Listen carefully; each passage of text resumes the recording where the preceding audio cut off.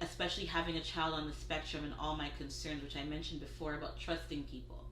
Let me give you an example, okay? And this is something that would have never been caught. When I was working, my son went to school on the school bus and came home on the school bus. I never stepped foot in his school.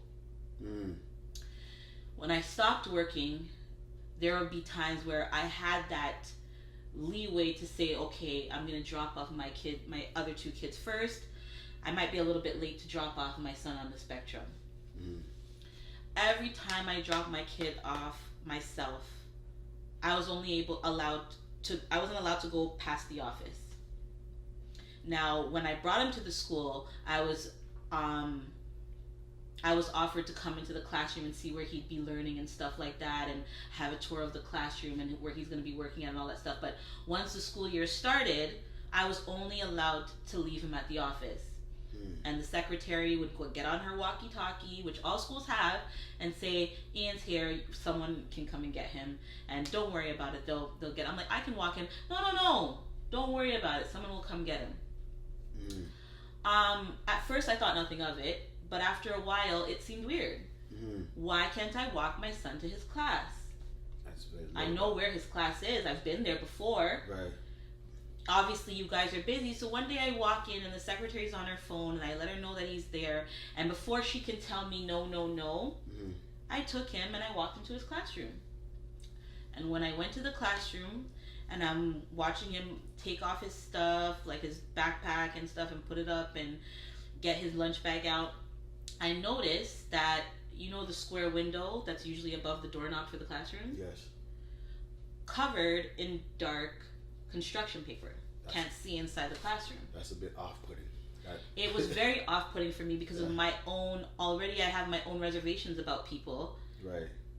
And the access that they have to children that can't really advocate for themselves, because the majority of them are nonverbal, and even when they are verbal, they don't necessarily have the cognitive skills. Even as a child who's not on the spectrum, some children won't say anything, much less a child who is. Right.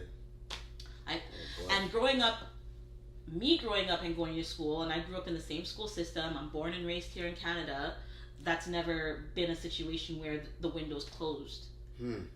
Now, I did mention earlier about sensory. Some kids are easily distracted or sensitive to light, but this becomes a safety issue. Yeah. You can't see what's going on out there, and nobody can see what's going on in there. That's a safety issue, in my opinion. Yeah, 100%. I agree with that, yeah. And without raising any red flags in the sense of someone trying to cover it up before it's being caught, I reached out to the school board, who directed me to the superintendent for that school, and I went to her directly and I let her know that I had concerns about that, and I didn't want to go to the principal because obviously the principal is aware, she's running the school, and she's allowed it to happen. So I actually want to overstep the principal and have somebody who's not within the school look into it. Yeah. And 2 days later, I went to go drop off my son again, and they didn't stop me from walking him to class, and the construction paper was taken down. Wow. And the following year, that teacher and that principal was no longer at the school. Wow.